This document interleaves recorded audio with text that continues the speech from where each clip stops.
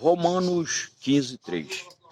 Porque também Cristo não agradou a si mesmo, como está escrito: as injúrias dos que te injuriavam caiu sobre mim. Os profetas do Antigo Testamento, os servos e servas de Deus, eles sofreram por amor a Cristo, isto é, por amor a Deus, por amor à religião de Deus, por amor aos princípios e valores que norteavam a religião judaica. Sofreram por amor ao Cristo que haveria de vir no futuro, por amor à ordem estabelecida segundo as Escrituras sagradas, segundo a Torá e os profetas.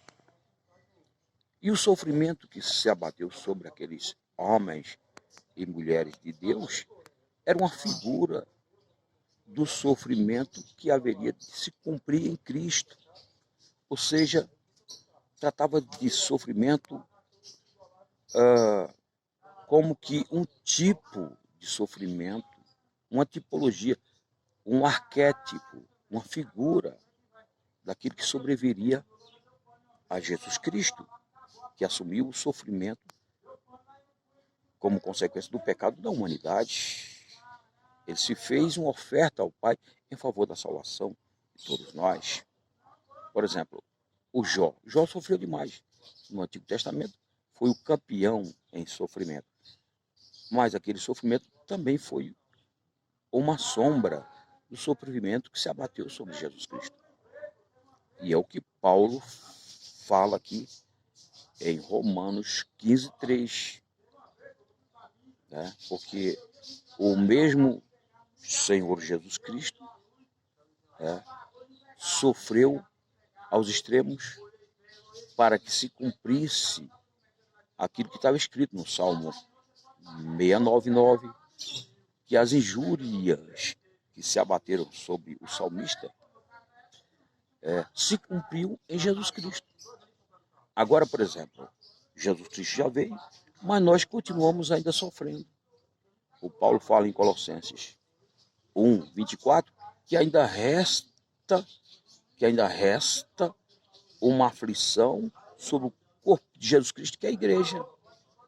O sofrimento faz parte da vida cristã no nosso tempo, como fez parte da vida daqueles que representavam Deus em tempos bíblicos.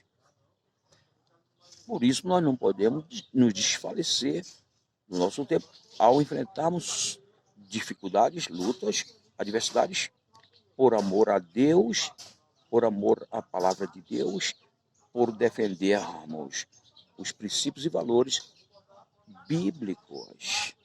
Jesus, ele foi claro em dizer, João 16:33, parte B, no mundo tereis aflições, mas tende bom ânimo, eu venci o mundo. De acordo com 2 Coríntios, capítulo 1, versículo 3, é dito que o Deus de toda consolação, o Deus Pai das misericórdias, ele vai nos consolar em meio aos sofrimentos, às dificuldades e à adversidade que a vida nos impõe, para que, uma vez nós sendo consolados, nós possamos consolar outros que porventura estejam passando por aquela mesma experiência que nós passamos e diante da qual Deus nos abençoou. Ou seja, Deus quer nos fazer verdadeiros professores espirituais, educadores espirituais. Nós precisamos passar por experiências para poder consolar outros que estão passando semelhantes experiências que nós passamos, com o consolo com o qual nós fomos contemplados por Deus. Então, há uma necessidade de nós entendermos que o sofrimento faz parte da vida cristã. Alguém disse o seguinte, que aquele que conhece o amor de Deus não pode reconhecer adversidades, tragédias, circunstâncias. Não pode reconhecer. Por quê?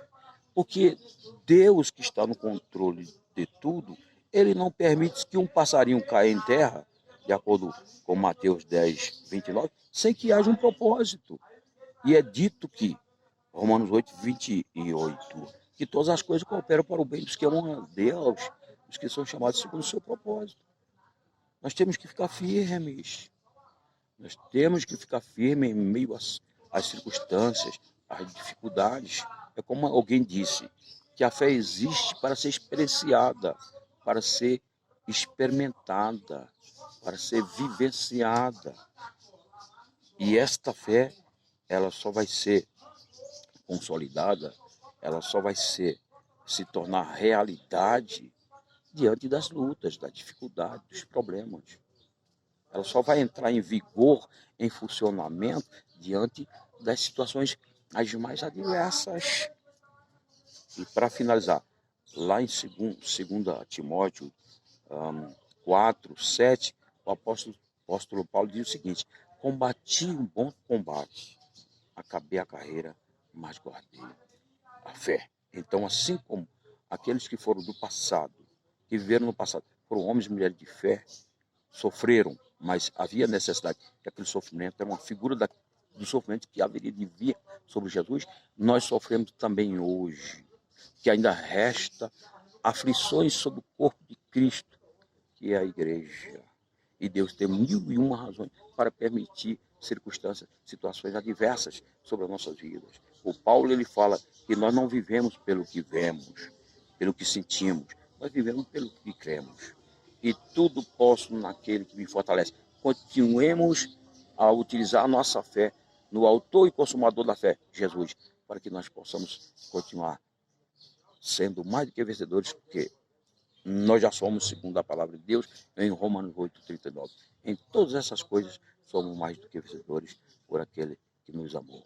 E se Deus é por nós, Romanos 8, 31, quem será contra nós? Ninguém. Mas, o salmista já dizia: o Senhor é meu pastor, nada me faltará. Inclusive, não vai faltar lutas, mas para quem tem Jesus, o que significa as dificuldades, os problemas que a vida impõe? Significa nada. Porque Deus é absolutamente maior. Ele é infinitamente maior do que as circunstâncias. Essa deva ser a nossa fé. Deus nos abençoe, Valério Pontes, e um bom domingo para todos nós. Amém.